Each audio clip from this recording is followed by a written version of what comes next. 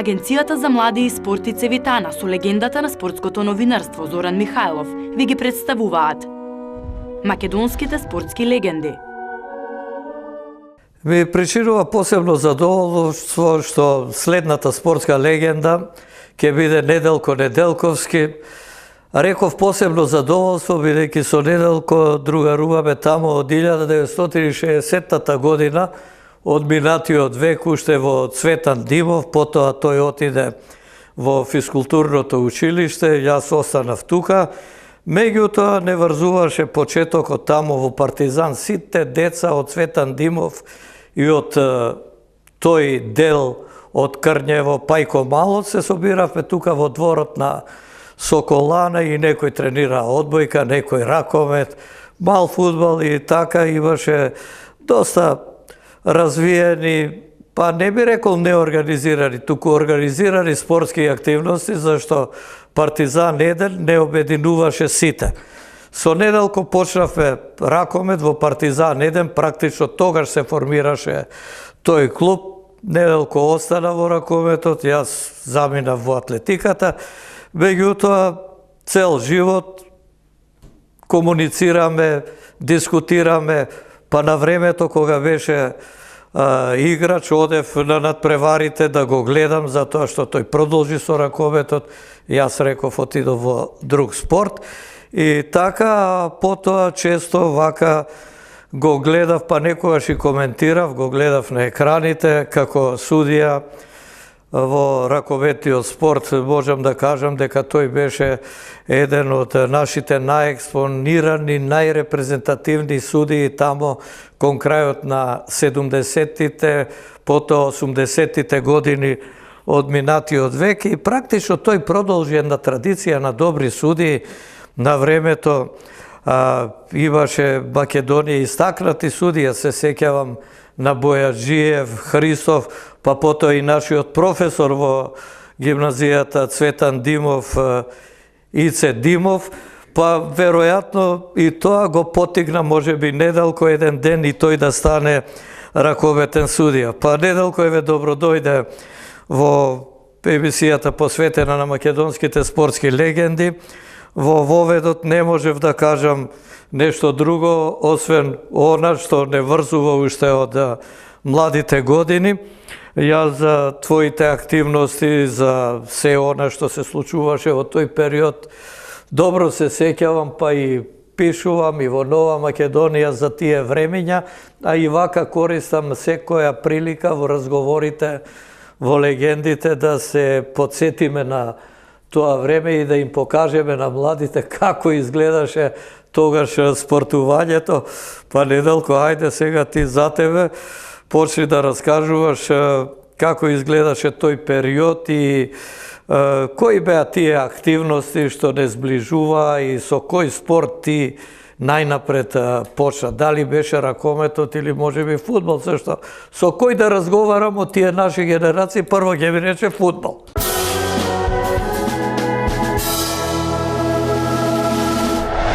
Прво да изразам голема благодарност лично кон тебе и кон телевизија наша за честа која ми ја направивте, бидејќи не е сеедно да бидеш тоа што си бил и да бидеш заборавен, а ова е нешто што навистина малку ме возбуди, да некој најде и почувствува момент дека треба да бидам спомнат после равно 55 години активно бавење со ракомет. Ракометот ми беше прв и единствен спорт, со него почнав, со него завршив. Како што ти во уводот кажа, една група другари кои учевме во гимназијата Цветан Димов и оние деца од Пајко Мало, од Крњево, се собравме во незаборавената Соколана. Тука предводени од Миле Кратовалиев се формира клубот Партизан 1, во кој беше ти, ја, Круме и Трајковски, Санде Панев, Славе Атанасовски Чаве, Живе Ламбевски, Мичо Каратошев и уште неколку, Славко Бошевски. Така да тука ги направивме оние прави чекори во ракометот. Иначе почнав со ракомет во основното училиште Владимир Назор, кај наставничката Наташа Шошкич, голман тога на графичар. И како изгледаше тој период кога почнуваше? Па, Дали дека... реше и помисли, ова е мојот спорт? Па, што му остана во тој спорт, сигурно помислив и мислам дека го најдов правиот спорт кој нешто им значеше во животот. Најмалку од материјална гледна точка, највеќе она што духовно ме исполнуваше, а тој спорт ми причина толку задоволство, стекнав толку многу пријатели не само во Македонија, во бившите југославенски простори, надвор од бивша Југославија. Имав таа чест 3 месеци да бидам гостин на Катарската ракометна федерација, како меѓународен делегат и како делегат на Светската ракометна федерација. Скоро нема континент на кој не сум бил. Сум учествувал на многу надпревари.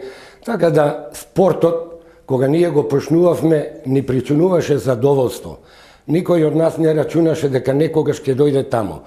Дружењето ни беше на прво место, а тој спорт на вистина сите тие што ги спомнавме сега и понатака што ќе ги спомнеме, бевме прво другари, а потоа и ако некои отидоа во други екипи да играат, ние останавме другари и до ден денеска се гледаме, се почитуваме, се посетуваме и така натака. Се сеќавам на тие надпревари на Партизан, ги игравме во дворот, таму беше ракометното игралиште од Соколана, се сеќавам и на еден надпревар, жестоки беа дуелите со Партизан. 7, таму Пепо Алексовски ги водеше, тоа беше женска гимназија, ние башка гимназија и постојано дуели тука, ама им одржувавме лекција на наш терен. Мислам дека бевме поуспешни.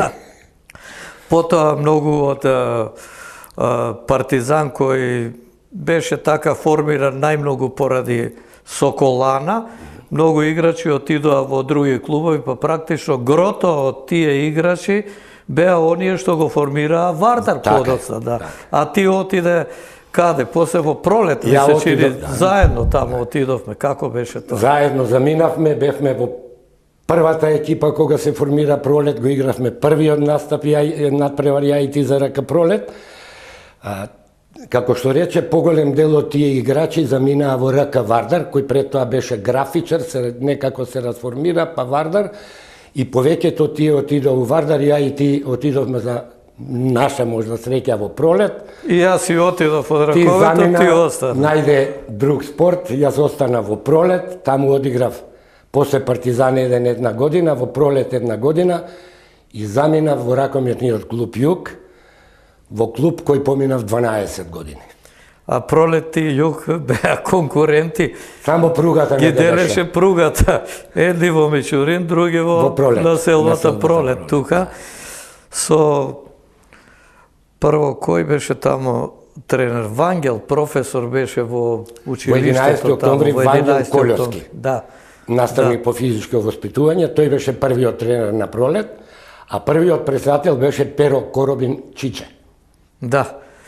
Ајде кажи ми сега ти за тие надпревари, јас бев како гледач, ти актер, дуелите меѓу Јук и Пролет, зашто подоцна типа продолжи во Јук, а Јук имаше навистина една убава, една цврста екипа, се сеќавам на Билимов, Казиовски, Божаров. Да.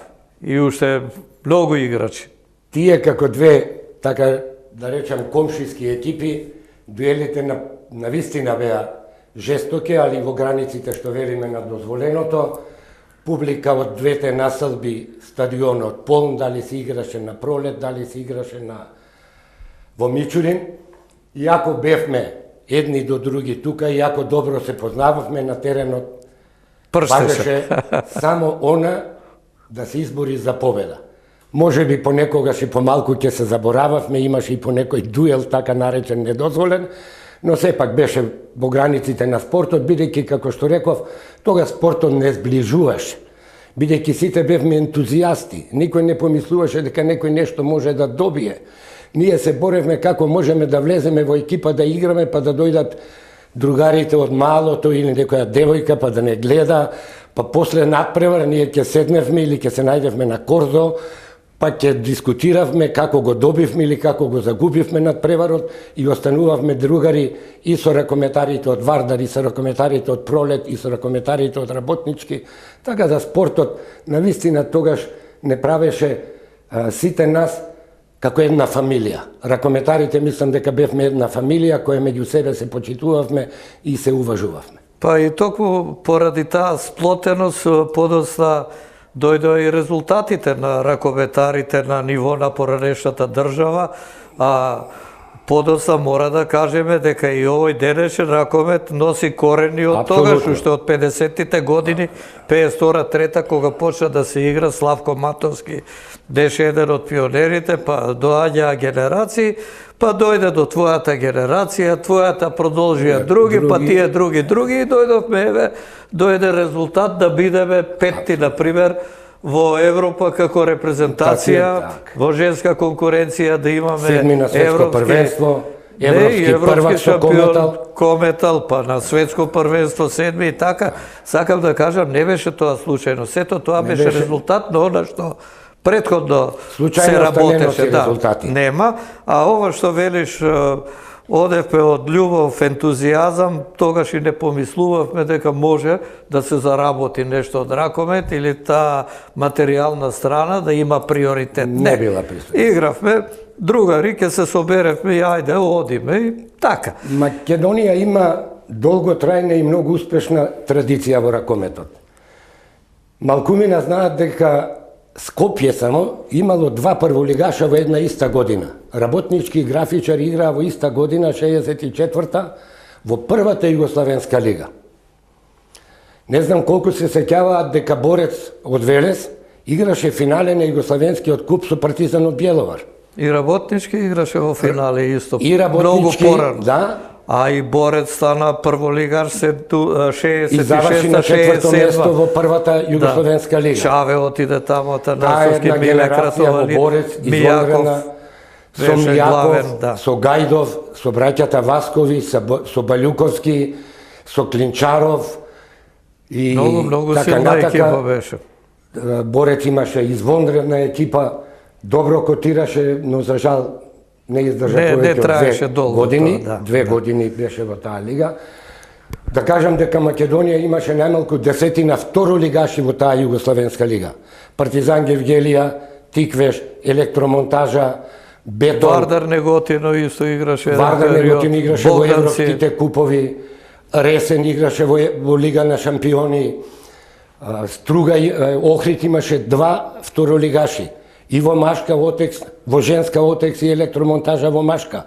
Има традиција. Кичево играше со женската екипа во европските купови. Да. Сме имале многу успешни екипи во тоа време, али се тоа беше континуирано. Неделко, сега го спомна Охрид, па така, бидејќи ова се емисии во кои што се подсеќаме и на минатото и на тие играчи што значеле некогаш нешто. Не знам дали се сеќаваш, имаше Перос Пространов од Охрид, Што најсилен шут во Македонија. Даваше по 30-35 голови. Сите голови за Охрид, Перос Простран го вика. Така е Пространов, по презиме бар го почина, извонреден играч и многу добар како човек. Со него имам играно најмалку 10 на превари еден против друг. Али беше голем играч, во тоа време еден од најдобрите играчи во Македонија. Се сеќавам на еден надпревар, баш и тоа го коментиравме, постигна, не знам сега со кој беше, можеби со некој од послабите екипи, 40 голови и просто не можевме да веруваме, ова е викам за Генис. Перо Топ му беше надимак, дека шутираше многу јако.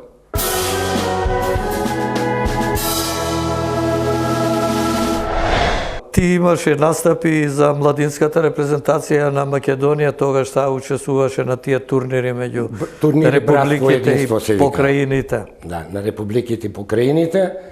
Прво настапив за пионерската репрезентација на град Скопје, која Кошутњак, каде на Кошутњак, се сеќава Зоран, не водеа тога двајца млади наставници Симеон Дуковски Гањо и Ѓорги Спасов Гоче. Да. И после тоа првиот настап за младинската репрезентација во Охрид, на која беше и ти член. Тамо трети бевме. Трети бевме. И потоа јас уште една година, 63-та, еден ден пред земјотресот се вративме во Улцин со генерацијата на Санде Панев, Мичо Каратошев, Живе Ламбевски, Арџанов, Кирков, Караджа играше тогаш Караджич или не? Караджич Играш. беше во репрезентација, по Хаджиандонович некој случај Србо. не дојде. Да. Хаджиандонович Србо, Голман Мајснер беше или не? не беше Волков мајстор, тој бранеше. беа Арџанов и Кирков. Тие беа двајца. Голмани, Симе Вангел беше еден од играчите, од работник од Битола, така за таа генерација бевме во Улцин.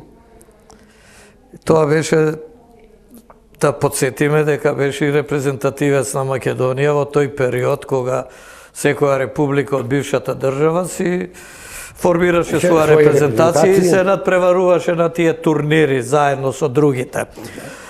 Твојата кариера после пролет како играч продолжува во Југ. Во Југ за тие мигови па играчи некои споменавме, меѓутоа дали може освен на оние дуели со пролет да се подсетиш и на некој друг надпревар, зашто тамо публиката доаѓаше до самата аут линија, нема уште да влезе Додека не се и направија да трибините, заигра. една жица имаше и ја делеше публиката Нема тука бе. од теренот. Ако трчаш на контра може Може да те фати зададе некој од да те публиката. понеш. Добро, Југ беше познат по таа публика, која имаше еден слоган кој остане и до ден денеска кој ќе се сретнеме ние, како Југ нема друг. Имавме една извонредна екипа која јас носам една слика од таа екипа, која секогаш бевме во врвот на Македонската лига, со еден Божаров, Казиевски, Дешлиев, Македон Петлицаров, Ајтов, Диневски, Васе Георгиев, Живе Ламбевски. И така да таа екипа стално бевме меѓу првите три екипи, но ниеднаш не успеавме да бидеме прваци на Македонија. Ја имавме таа несреќа да сите бидат тука. страхуваа ако ќе игра Сите со Југ. страхуваа, една несреќа имавме три екипи во таа лига од Скопје, Вардар, Работнички и Југ, и ние меѓу себе ќе добиевме по еден надпревар, ќе дојдеше Пелистер од Битола, ќе тепаше една екипа Скопска и ќе станеше републички првак. Значи такво време беше Такво тоа. беше тоа. Али И- публика имавме извонредна и мислам дека можам да кажам дека чекав недела 10 саатот од понеделник сабајле од 10 да дојде недела да одиграме надпревар кој во тоа време ни представуваше. отворено игра, голема ако забава. заврни, На отворено па- прво беше Црвеница, Да. со варо бележен шестерец, деветерец и седмерец, После па после асфалт. се асфалтира. Јас не дочекав да играм во сала.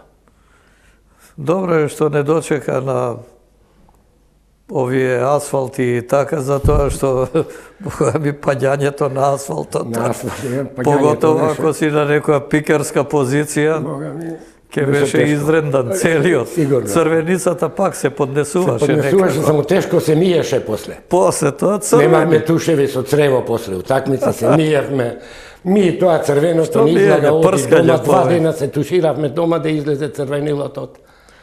Ама добро, тоа беше, али беше посебно задоволство, посебно чувство да излезеш на терен со противничка екипа која ја респектираш, Пелистер, Партизан Гевгелија, Тиквеш Кавадарци.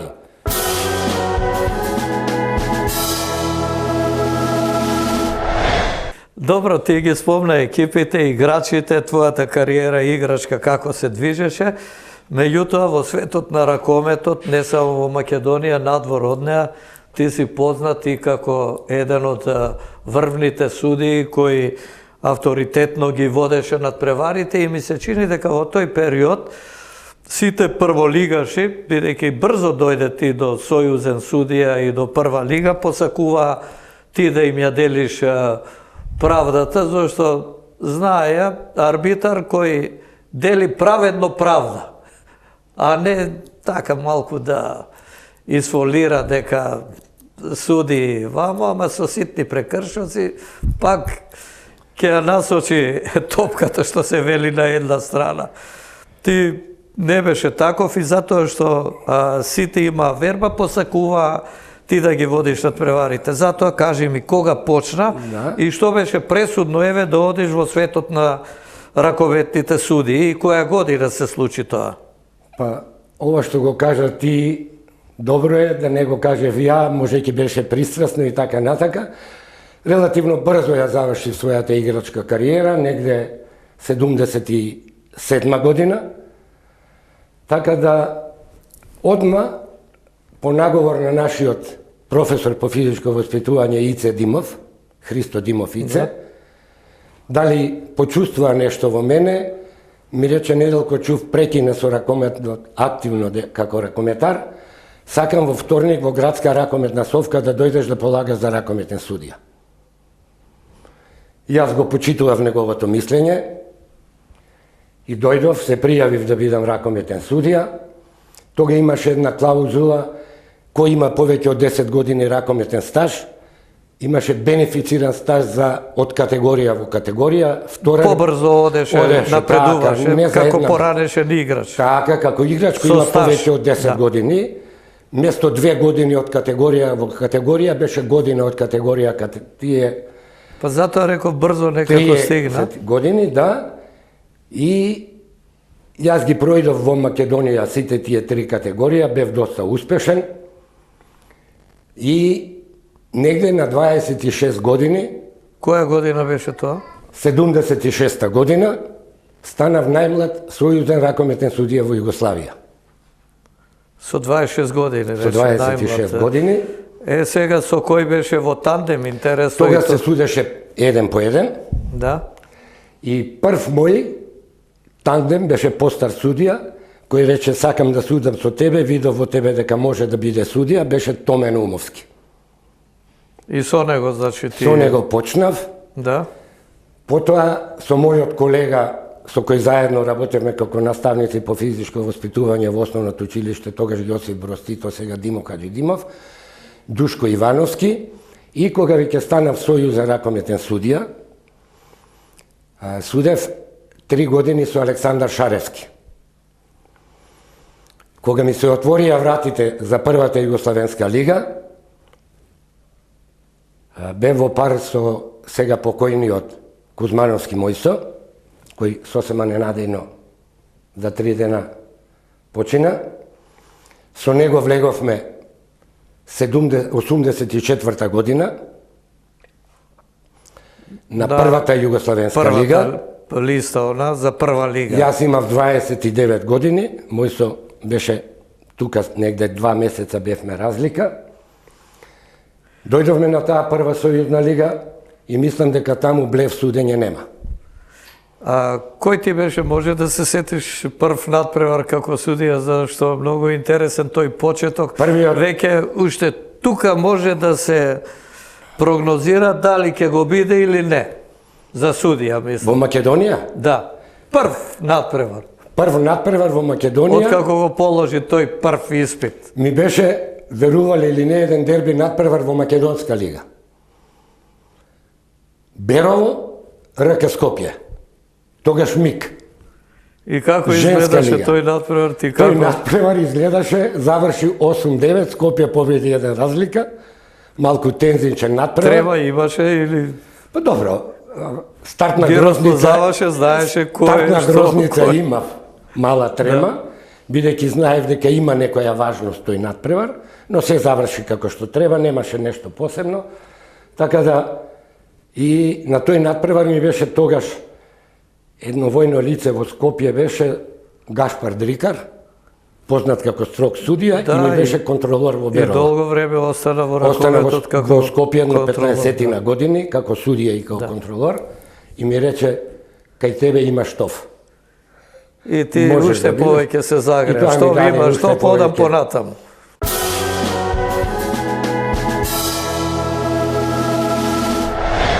И одиш, ги рипна тие категории, стигна до Сојузна лига со Мојсо, со покојни Мојсо Кузмановски, и сега одиме на тој период мощно интересен е, затоа што Југославија почна да постигнува големи резултати. Тамо 60-тите, круна беше на таа генерација 72-ра, Олимпијадата во Минхен, прво место, и тогаш се зборуваше за ракометот, може би повеќе од што за фудбалот. Сигурно. Тука беа и за кошарката се зборуваше, бидејќи беа па светски шампиони 70-та година. И така таа лига, сакам да кажам, беше силна. Зашто ти стапуваш на прволигашка сцена во земја која имала олимписки шампион 72 и олимписки шампион 84 во Лос Анџелес. Значи, сето тоа говори дека имаме еден врвен квалитет и треба и судијата да биде на ниво. Одредено ниво. На највисоко ниво, не на одреден. И досега уште постои еден необорен рекорд на Југославенската ракометна лига. Таа е единствена лига во светот или во Европа, кај што претежно се игра ракометот, која во исто време имала 4 европски ракометни прваци. Тоа се Партизан Бјеловар, Борац Бања Лука, Металопластика и Загреб Хромос. Нема земја, ни Германија, ни Шпанија, ни Франција, ни денеска нема 4 европски прваци кои играле заедно во една лига. Таа лига важеше и во женска конкуренција беа добри, Раднички, Вордовац, Далма, Раднички беше европски првак. Да. Локомотива Загреб, Трешневка, Вождовац, Београд. Да. Беа Локомотива Мостар. Имаше квалитет и во женскиот и во машкиот ракомет. И во машкиот. Женската репрезентација на Југославија беше светски првак во Белград. Даде 73-та година. Од Тичич и од Јездимир Станковиќ предводени. Ти некој надпревари од женскиот шампионат судеше во тој период? Судевме и машка и женска лига, претежно првите 2 години можда колку машки толку женски, но после тие 2 години претежно судев. Судевме машка лига, со тоа што има вистина што она што го кажа, па немаше коло, али секое второ добивавме по едно дерби. Бидејќи на вистина за тие 4 години веќе 2 до 3 години се докажавме, кај клубовите стекнавме една доверба, бидејќи се случуваше да судиш и дома и гости, тука судијата ќе се докаже колку е квалитетен и да речам колку е чесен. Кога не една екипа ќе и суди и дома, таа екипа ќе види како судел дома, како и суди во гости. Така да многу дерби надпревари во Југославенската. Приговори некој имаше после некој надпревар, зашто секој што губи се лути и секогаш судијата му е виновен. Многу, да не речем, изузетни биле приговорите. Знам дека во 90 и повеќе посто случаи и екипите кои го губеле надпреварот, дали како домаќин или како гостин, тоа е најголема сатисфакција кога ќе дојдат и ќе ти речат благодарам за судењето. Подсети се на некој така жежок надпревар од тој период, зашто имаше многу дуели, еве ги спомнати, европски прваци беа 4 екипи и меѓу нив секогаш беше неизвестно. Дали Борац Металопластика, дали Металопластика Партизан, Бјеловар, па Загреб и така, имаше многу, па можеше да се случи во едно коло, не едно, да има 2, па и 3 дерби средни. Имаше тука и државен првак беше Црвенка, тука имавме Пролетер, Зрењани, Железничар, Ниш, секој тие надпревар кога играле тие екипи меѓусебно и Металопластика и Загреб, Хромас и Медвешчак, сите беа дерби. Во Лесковац, ако игра со Медвешчак е дерби, Медвешчак второ лига и Дубочица гризе за гол живот. Така да немаше не дерби. Секојаш имаше дерби. Кој ти беше најтежок надпревар на кој што се сеќаваш? 2 надпревари се сеќавам и ќе ми останат, али во добар спомен. Ајде опиши ги, кои беа и зошто тие ти остана? Еве, зошто? Првиот надпревар беше Црвена звезда Металопластика, Црвена звезда втора Металопластика. Прва Црвена звезда имаше тога една извонредна екипа со браќата Ненадич, Цветковиќ, Бутулија, Штрбац, Лале Младеновиќ, а Металопластика со така наречените вонземјани, Башиć, Мркоња, Исаковиќ, Вуковиќ, Рашиć, Вујовиќ и Портнер. Првото полувреме тече секако што треба, одлично се игра, завршува со 3 разлика за Црвена звезда. А каде се игра, во Белград? На Банјица, од една страна едно 2000 Делии, од друга страна 2000 Шапчани. Банјица како шипка полна. Тие мачвани ги вика шапчаните, да. Мачва. Чивијашите. Чивијаш. Да. И? И заврши прво полвреме, се си беше нормално, и второ беше нормално, и се сеќавам кога излагаме од соблекувална за второ полувреме, покојни Аца Павлович беше тренер на металопластика, им рече, дечки, договорено е, Мрква ќе спушти ролетна, Мирко Башич го вика Мрква, а вие дајте малце симфонија. Второ полувреме почна 6-0, направи металопластика. Значи да ви се да пушти ролетна, Башич супер гол. 5 одбрани Башич, од кои 3 седмерци. И се сврти работа. 6-0, 3 разлика за металопластика. Звезда стигна на 3 минути пред крај на 1 разлика. Пак Мирко Башич брани 1 седмерец и брани 1 зицер од крај, дава металопластика уште 1 гол и завршува 2 разлика. Мислам дека на отворена сцена добивме голем аплауз. И ракометарите, и ја и покојни Кузмански. Звездашите по надпреварот знаеле ли каде се? Тие почувствуваа дека металопластика не одигра како што знае. И кога направија 6-0, мислам дека Звезда се свести со кого има работа. Бидејќи беа неприкосновени. Во тоа време беа неприкосновени. Добро, да си има 3 разлика предност на свој терен со тактизирање со ова, може да се одржува гол за гол, што викаме. Меѓутоа, еве, се случи металопластика. Ти добро рече, вонземјани играчи, имаше кои можеа се да направат. Ги нарекуваа вонземјани во светот. Па и еден таков пресврт да направат како што направи. Навија во Белград, пред едно 4.500 гледачи. Тоа беше репрезентативен тим, би рекол. Сите да ги сместиш во репрезентација, немаш гајле, ќе одигра. Одиграат и тоа без тренер што им викавме ние.